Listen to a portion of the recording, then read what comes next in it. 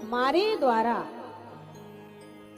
कभी किसी का अनहित नहीं होना चाहिए, क्योंकि साथ में बोलो भाई कुछ जाता है, बोलो ऊपर साथ में कुछ जाता है, जाता है केवल सत्कर्म जाता है। अच्छा करोगे तो अच्छा नाम होगा, और बुरा करोगे तो पड़ोसी भी कहता है भले भी चला। कम से कम ऐसा काम करके, ऐसा नाम करके जाओ कि तुम्हारा दुश्मन भी एक बार तुम्हें पछताने के लिए मजबूर हो जाए, तुम्हारा दुश्मन भी। और ऐसा भी करके ना जाओ। एक सज्जन थे, एक महापुरुष थे, तो उनकी पत्नी कहा करती थी तुम इतना बुरा काम करते हो कि जब तुम ऊपर जाओगे तो कोई दरवाजे में रोने वाला भी नहीं आएगा। वो भी बहुत बड़े वाले बेशरम थे, बहुत बड़े वाले बेशरम थे। पत्नी से बोले चल हट, तुझे क्या पता, अरे जब मरूंगा तो रोने वालों की लाइन लगेगी, जब मरूंगा तो रोने वालों की लाइन लगेगी। पत्नी ने कहा वो कैसे? बोले एसी उधार, टीवी उधार, राशन उधार, दूध उधार, कपड़ा उधार, और जब उधारी करके मरूंगा तो का रोने वालों की लाइन नहीं लगेगी है?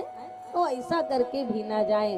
तो महाराज अच्छा कर्म करके जाएं, क्योंकि कर्म तेरा अच्छा, कर्म तेरा अच्छा तो किस्मत तेरी दासी, और मन तेरा साफ तो यही मथुरा यही काशी। 4 वेद 6 शास्त्र हैं, बात मिली है 2, दुख दीन है दुख होते है, सुख दीन है सुख हो।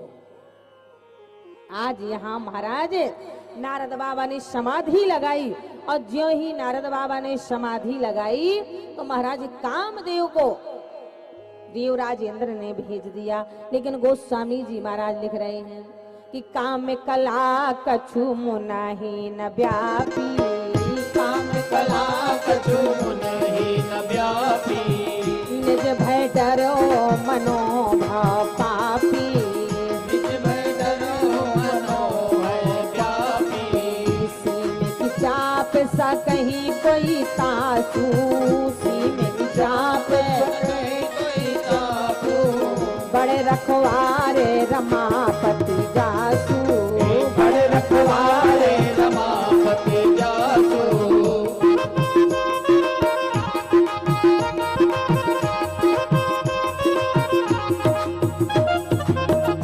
कामदेव भगवान को महाराज जैसे ही कामदेव ने नारद बाबा का समाधि डिगाया, लेकिन कुछ नहीं हुआ। तब नारद बाबा समाधि से उठे और सीधा कैलाश पहुंचे, और कैलाश में जाके भगवान शंकर के चरणों में प्रणाम किया और कहा महाराज आपने कामदेव को जलाया था, और हम कामदेव को जीत के आ रहे हैं। क्यों भाई? किसी को गाली देना आसान है, पर किसी की गाली सह लेना उससे भी बड़ा काम है। शंकर भगवान ने कहा नारद, जो आपने अभिमान और घमंड से भरा हुआ हमसे शब्द कहा है, हमारे तक ही रखना, और ये अभिमान घमंड कहीं त्रिलोकीनाथ नारायण के सामने वर्णन मत कर देना। कहीं ऐसा ना हो कि ऐसे डूबो महाराज कि पकड़ने के लिए कोई रास्ता ही ना मिले। शंकर जी ने मना किया, लेकिन नारद बाबा सीधा बैकुंठ पहुंच गए। गोस्वामी जी महाराज लिख रहे हैं, बोले एक बार कर तल कर बीना, गावत हरि गुण ज्ञान प्रवीणा। वीणा लिए जैसे ही बैकुंठ पहुंचे, भगवान के चरणों में प्रणाम किया। नारायण बोले आइए आपका स्वागत है, बहुत दिनों में कृपा किया।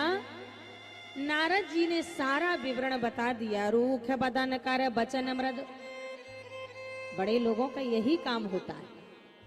रूख बदन कर बचन मृद, बोले श्री भगवान तो मेरे सुमरन ते मिटे मोह मारे मदमान। नारद जी जो सामने खड़े रहते थे, आज इतना घमंड हो गया कि परमात्मा के आसन में जाके बैठ गए। लक्ष्मी जी को बड़ा बुरा लगा।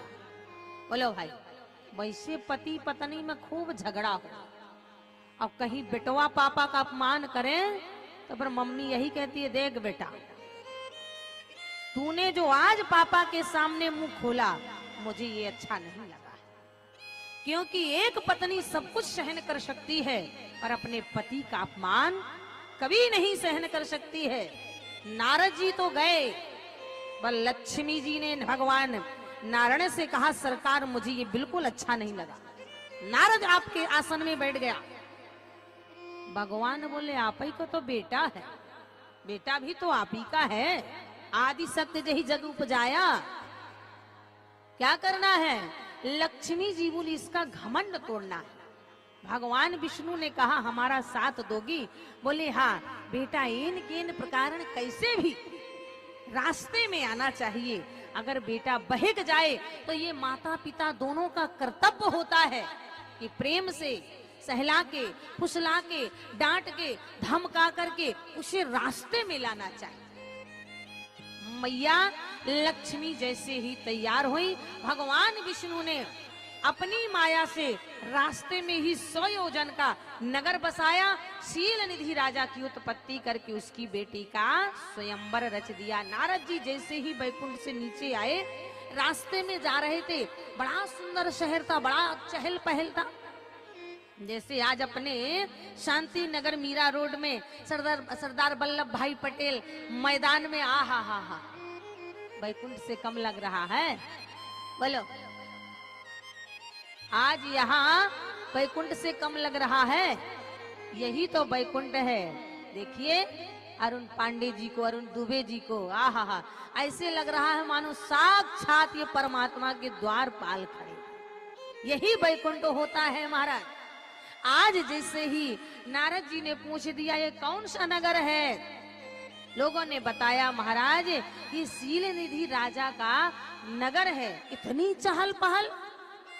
बोले उनकी बेटी का स्वयंवर है।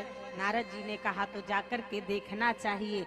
जैसे ही नारद जी आए, शील निधि ने दिव्य सिंहासन में बिठा के पूजा किया, अर्चना किया, फिर अपनी बेटी विश्व मोहिनी को लाके करा दिया। आन दिखाई नारद ही, सरकार बेटी का हस्तरेखा देखिए। बोले आन दिखाई नारद ही, भूपति राजकुमार, कहु सुता के दोष गुण यह के हृदय विचार। महाराज इसकी हस्तरेखा देखिए।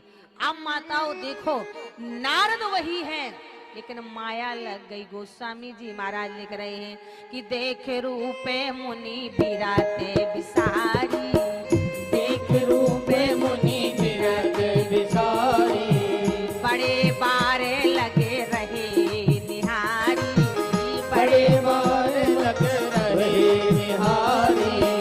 जो यह बराई अमरे सोई होई, जो यह बराई अमर सुर होई, समर भूमि ते ही जीते न कोई, समर भूमि कहीं जीते न होई, समर भूमि ते ही जीते न कोई, समर भूमि कहीं जीते न होई।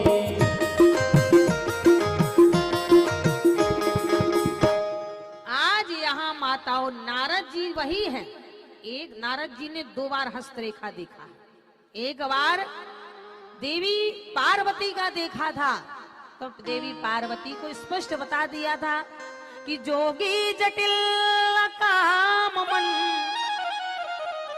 नगने मंगल बेश, आशीष स्वामी यही काम मिले, परी हस्ते अशरे। और नारद जी वही है माताओं। ज्यों ही माता, ज्यों ही विश्व मोहिनी का महाराज हस्तरेखा देखा तो देख रूप, हस्तरेखा नहीं देखा, क्या देखा? रूप देखा।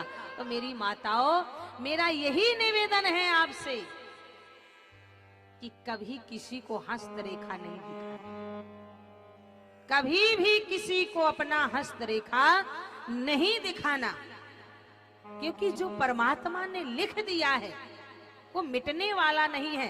पार्वती जी ने कहा था ना कि तुम सन मिटहि की विधि के अंका, जो लिख दिया है उसे कोई मिटने वाला नहीं। कर्म प्रधान, कर्म अच्छा करो, शायद तुम्हारा कुछ ना कुछ भाग्य बदल जाएगा। कर्म प्रधान विश्व करी राखा,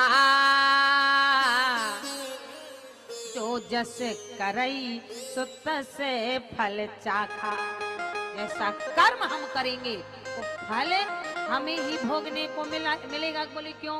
बोले को न को सुख दुख करे दाता, निज कृत कर भोगे सब भाता। को न को सुख दुख कर दाता, निज कृत कर्म भोगे सब भाता। निज कृत कर्म भोगे सब भाता। तो इसीलिए महाराज, जैसा एक एक कदम में प्रारब्ध बनता है, नारद जी वही हैं। हस्तरेखा देखा जो यहाँ बरही, अमर सोई होई, समर भूमि तेहि जीत न कोई। एक बार जब नारद जी से कहा कि विवाह कर लो, तो नारद जी विवाह के मैदान से भाग गए थे। और जब यहाँ मायापति की माया लगी, तो आज नारद जी कहते काश ये लड़की से हमारा विवाह, आहा, काश कहीं हमारा विवाह हो जाए तो हमारी भी धर्म पत्नी हो जाए। पर विवाह कैसे हो? एक राजा की कन्या है, हम ठहरे साधु संत महात्मा बैरागी। तुरंत ही नारद जी वहां से चले।